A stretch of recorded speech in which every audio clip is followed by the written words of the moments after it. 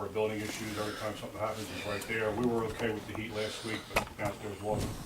But he still got his coffee and donuts, so thanks, Larry. You're welcome. Larry, is that why you spend so much time here? Because you get coffee and donuts? No, I got coffee. He got it for us. Oh! You never bring me coffee and donuts. Because every time I call, you got other words for me when I say, oh, now what's wrong with the borough? Fire donut. Last week, Don't tell her. the Make-A-Wish Foundation, I don't know who contacted them, but they were taking care of a 3-year-old dying little boy named Braden from Springfield. A gentleman who works for PennDOT in Brookhaven. The little boy loves trucks, loves police and fire trucks. And he wanted to have him come down to the Brookhaven division of PennDOT to ride in the trucks. And he has a friend with the state FOP. A lot of you guys have probably heard and seen the van out back, Jim Haggard. And he contacted him to see if there's anything he can do for him. He was supposed to go to Florida for the Make-A-Wish in April. They did not think he was going to live till then. So his second wish was the trucks and the police and the fire. As a result, the first person he called, Jim Haggerty, was Fallcroft Police, because of what we do at the holidays all the time. And we pretty much do it all season long for anybody who may be needy, but it was nice of him to call us, so we jumped on it. We only had about a half a day to prep for any of this. So last Tuesday, we made arrangements to escort him back from Brookhaven to the Fallcroft Police Station. I was working, Danny was working, but about probably 75% or better of the force came in on their time off in full uniform to greet him. Miller's Restaurant on Delmar Drive got him a couple of toys. Danny picked up a real fireman's helmet from the firehouse. I gave him a badge, made him an honorary officer with some stripes and stuff like that. And there was some concern as to how bad he would be if we'd be able to handle that, you know. But he was in good shape. He had all his hair. He was just he was very excited. He was sickly.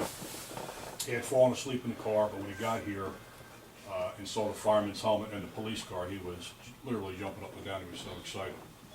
We found out that the next day they were able to make arrangements for him at the last second to take him to Florida.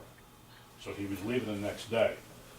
As a result of that, an officer, I think his name was Janoski, from Radnor Township, saw what we had done, or saw what had taken place that he was here.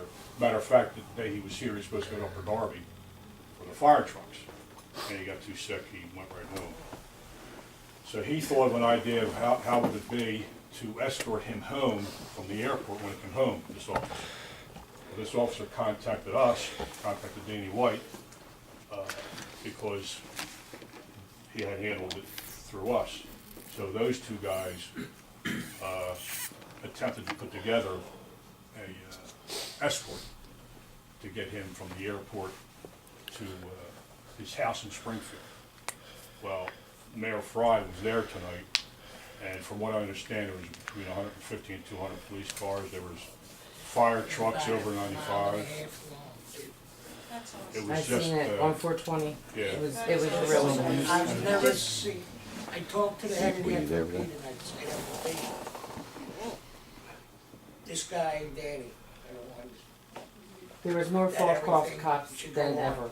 Yeah, I've never seen anything like it. There were people standing, you know, get well braiding and crying, and I seen an I'm gonna get emotional.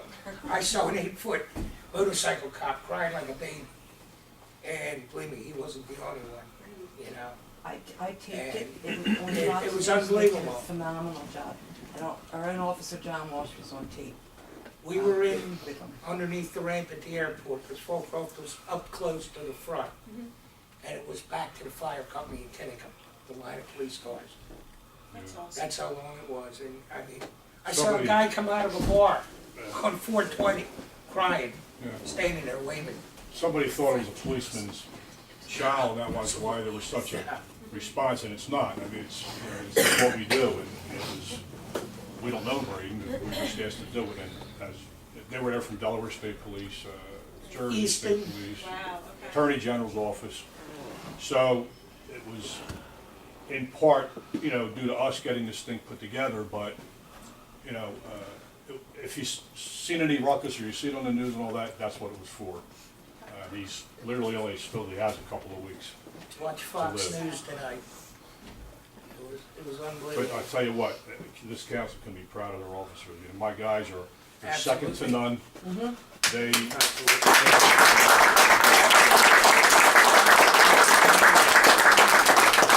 have to do anything. They always seem to go above and beyond. They do. They were here, Always, always, a always. couple hours' notice, Madam President, they were here in full uniform, ready to go, giving them things. And this is all the time. We do it every holiday season, Right. as you know, but we do it all during the course of the year. We don't call the press. We don't want the pat on the back. We don't want the publicity. But sometimes it's out there anyway. Right. But, you know, you can really be proud of these guys. It's amazing. It's a shame somebody had to be sick to portray this, you Yeah. know? But, Unfortunately, they're that's good the guys. things are. That's right, in yeah. society. So that's all, that's my Thank you report. so much. Thank you. That was great. Great story.